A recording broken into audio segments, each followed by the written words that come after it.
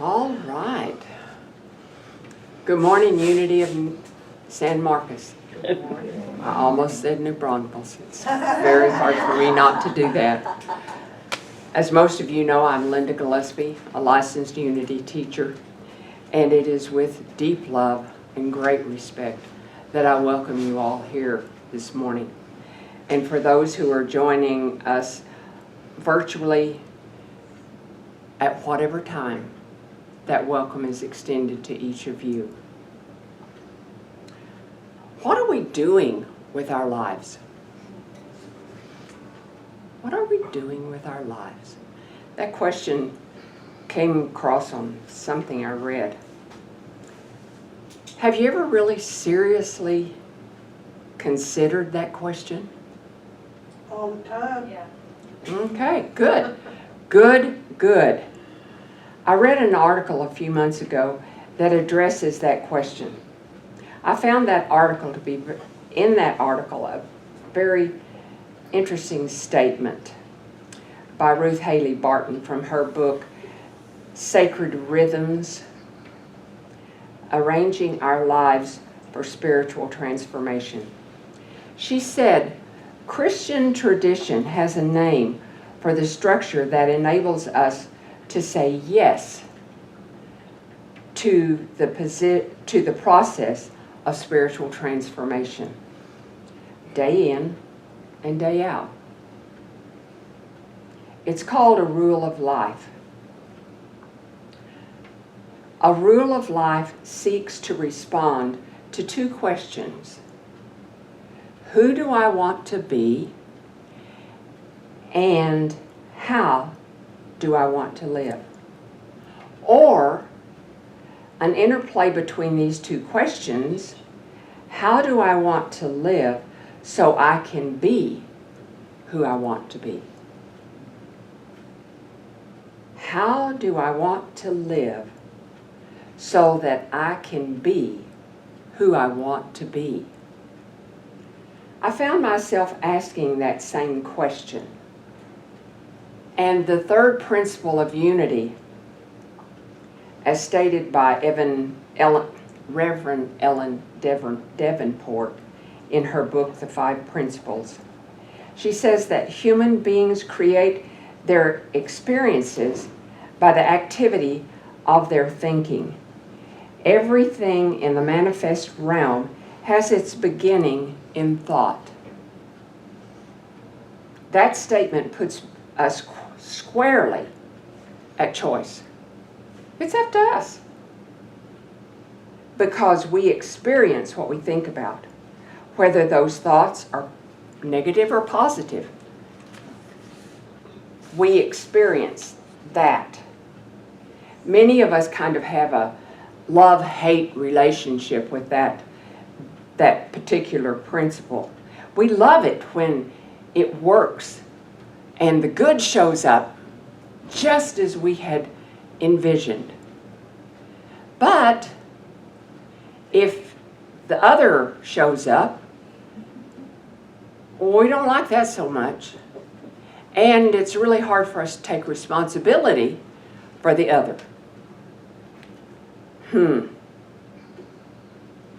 I first was introduced to this particular principle, it was stated using different words. Same meaning, different words. And that was, thoughts held in mind create after their own kind. And that's the way it comes out of my mouth more often than the way Reverend Davenport so succinctly states it.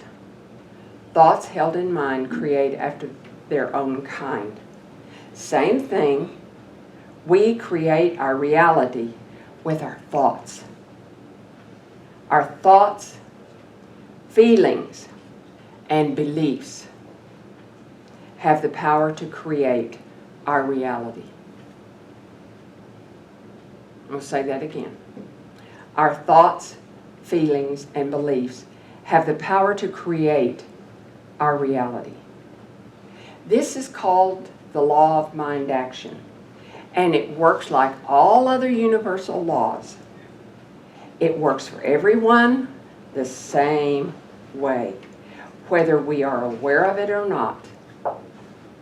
In Matthew 5:45, Jesus tells us the same thing when he said, He, God, causes his sun to rise on the evil and the good,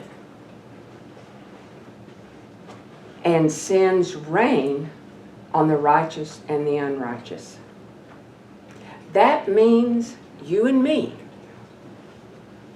It means all of those that we identify as evil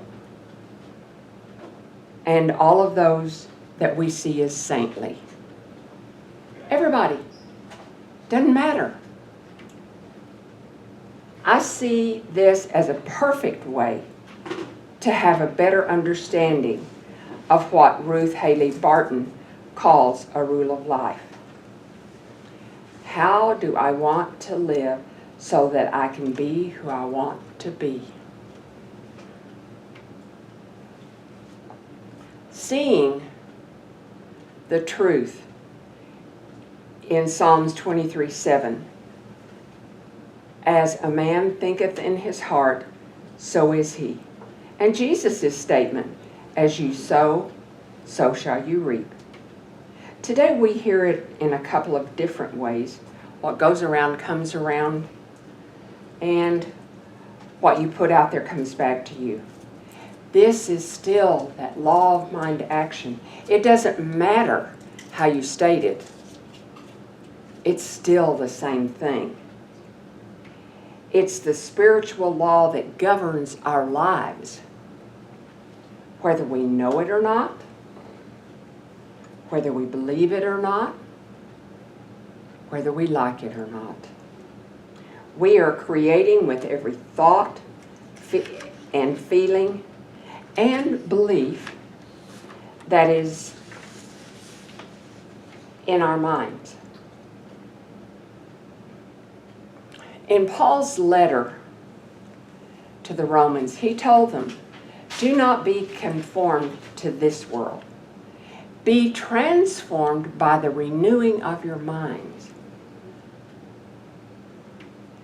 This was his instructions to them, to us. I've often wondered how you go about renewing our minds, my mind. How do I do that? I don't know. So what does Linda do? What Linda always does. Refer to the dictionary. What does the word renew mean? And I found 5. So bear with me. Number 1, renew means to make like new. Restore to freshness, vigor, or perfection. Kind of like we experience when we sleep. Really what? Kind of like what we experience when we sleep. Yeah.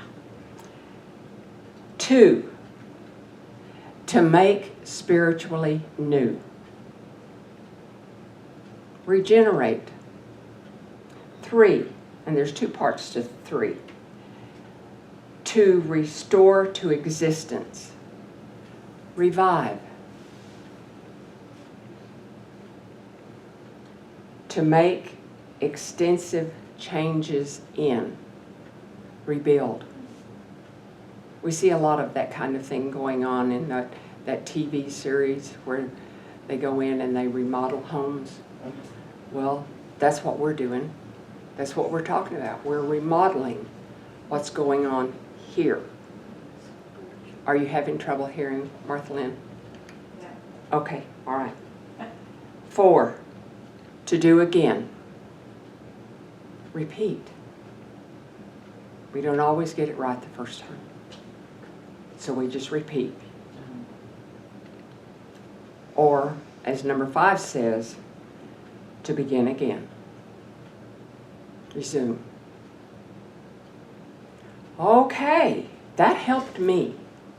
That helped give me a clearer picture of what Jesus had in mind when he said, be transformed by the renewing of your minds.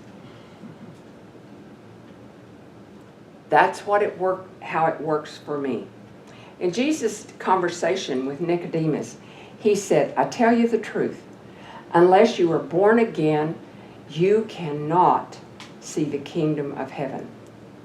From my understanding, what Jesus was saying to us in that, in order to access the kingdom of God, which is within us,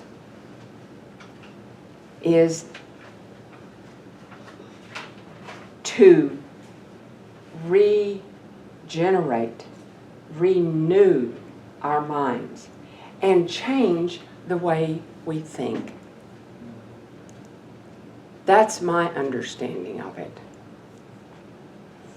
Remember, our thoughts, feelings, and belief have the power to create our reality.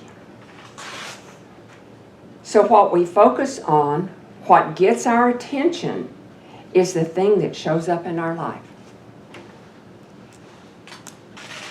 What are you focused on? Is that really what you want to show up in your life? Or would you rather not see that manifest before your very eyes? We live in a limitless universe. The possibilities are endless, and we are at the point of choice every minute of every day. So what do you choose? What do you choose? The choice is yours. Sometimes, because we think that we must know exactly how to proceed in all areas of life, we seek details, complicated solutions to every situation. I'm one of those. I have to be really careful not to overthink every freaking thing. But we can change our minds about what we see, and everything changes about what we get. When we change our minds about what we see, we get a different result.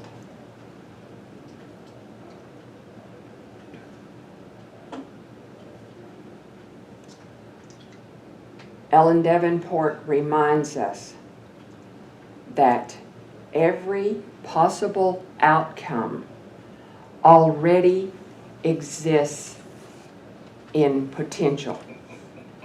But we draw forth from our reality with our expectations and anticipations, whether we want it or not.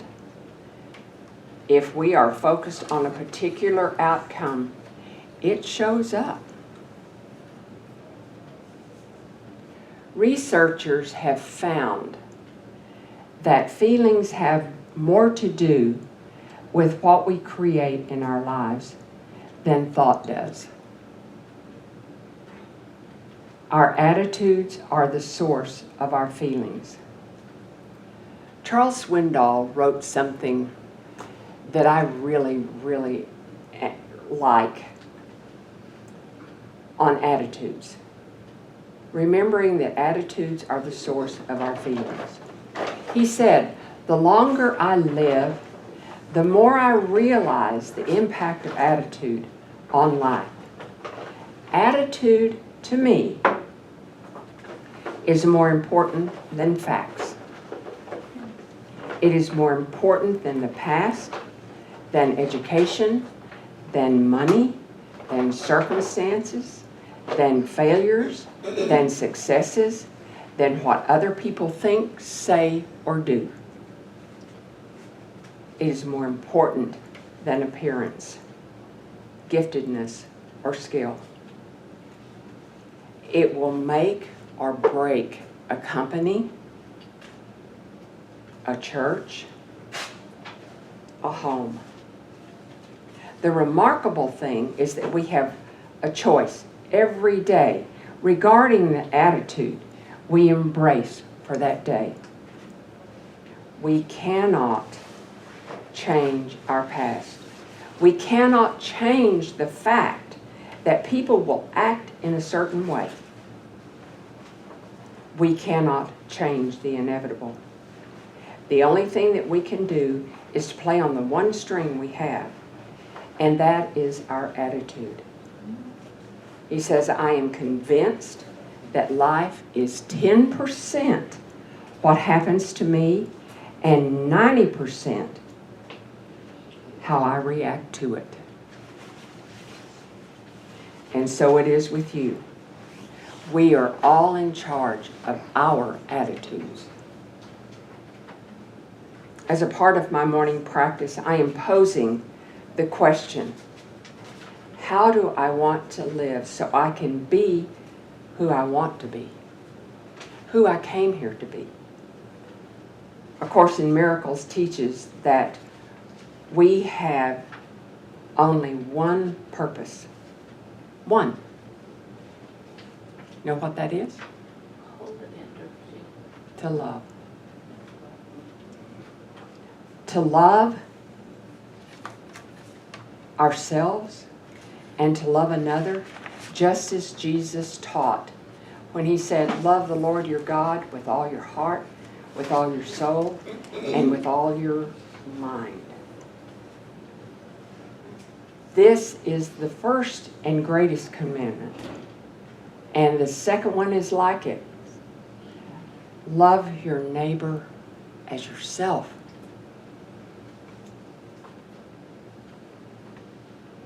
The as yourself is a really important piece here.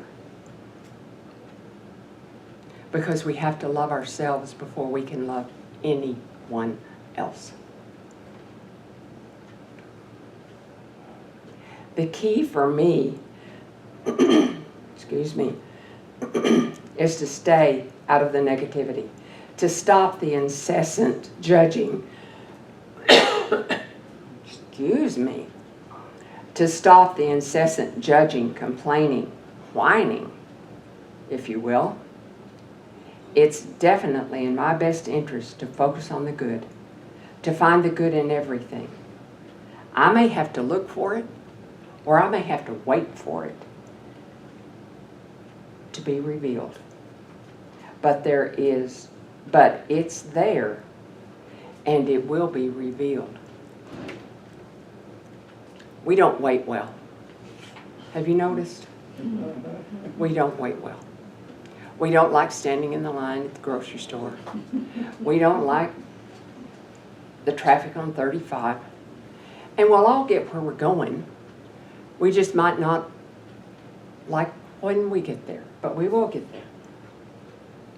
In the third unity principle, we're told to get out of our heads and let our heart lead us so we can co-create with God. Co-create with God the right and perfect life, our heart's desire. We find a pathway to that rule of life. How I want to live so that I can be who I want to be. At this juncture, we decide how it is to be.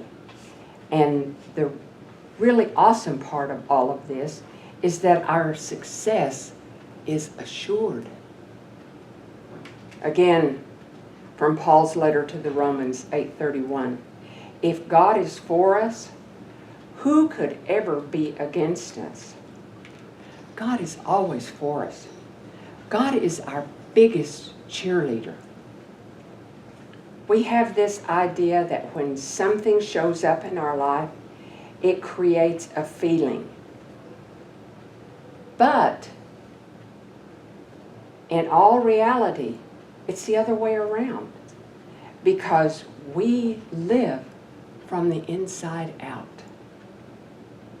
What we feel and believe has created what we see manifest. When we let our hearts lead, guide, and direct our every thought, word, and deed, there will be no need ever to second guess ourselves or regret anything, because it's all God. It's it's all God. It's all the attitude with which we approach all of life. It's how we show up in our daily lives. One of the most awesome aspects of all of this is that in every moment we choose how we show up. Thoughts held in mind create after their own kind. One of the simplest statements around all of this is from the late Angelise Aarons. And she's given us 4 steps for living. Number 1, show up. And choose to be present. Don't just show up. Make that choice to be present in that moment. Number 2, pay attention to what has heart and meaning. What is speaking to you in this situation? What are you getting? Number 3, tell the truth without blame or judgment. Tell the truth without blame. Blame for yourself, blame for the other person, blame for the situation, or judgment of any kind. And 4, be open to the outcome, not attached to the outcome. Just because we have an idea of how this is all supposed to come out, that's our attachment. But being open to how it might come, how it comes to us, is the key. What was her last name? Angelique? It's Angelise, like Los Angeles, Oh, I see. Aarons, Arrines. The quickest way to find it is Google the 4 laws for life, or living. The 4 steps for living. Thank you. I'd like to share with you an article from the Science of Mind magazine written by Reverend Dr. Patrick Cameron. He says we are all weavers of consciousness. We knowingly or unknowingly choose negative patterns, textures, and colors that are always through our mental loom. Is it any wonder we hear ourselves saying, I have nothing to wear? We might as well be saying, I have nothing to think about. But we continue to think all the time. Our habitual thinking patterns are the strands of consciousness that you and I weave into the garment, the fabric, the pattern of our lives. Is the fabric we are working with twisted and knotted? During a recent trip to Brazil, he says, I was shown a picture of a beautiful angel, a heavenly presence named the Saint of Untying the Knots. This angelic form, richly adorned, is portrayed holding a long white cord of tied knots, and patiently and persistently freeing the twisted cord. Weaving a garment of consciousness requires not only selecting the type of thoughts consistently and consciously, but also freeing the knots that keep us from passing our new inspirations through the consciousness loom. Dr. Ernest Holmes wrote in Essential Ernest Holmes, that consciously or unconsciously, we are not only governing our physical bodies, but we are weaving our destiny. We are weaving our destiny of our fate, at least temporarily, on the loom of consciousness. It is merely a question of where we get our pattern. Thank you, Dr. Cameron. Our thoughts, feelings, and beliefs create our reality. I can't say that enough. It all begins with a word. Remember that scripture in Genesis? No, in John. Sorry, wrong book. In the beginning was the Word, and the Word was with God, and it was good. If you think a thought eventually, it's going to show up in your life, whether we like it or not. In closing, I would ask you to spend some time this week in prayer and meditation with the original question: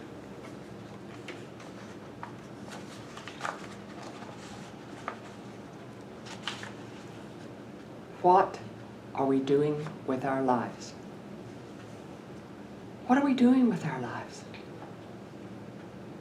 More importantly, how do I want to live so I can be who I want to be?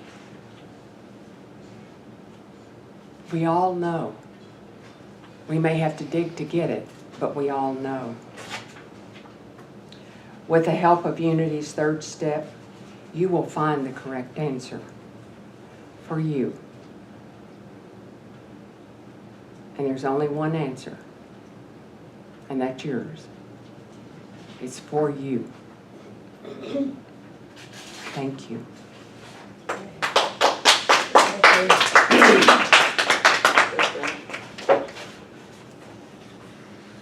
And as we move into meditation, India is going to play some music to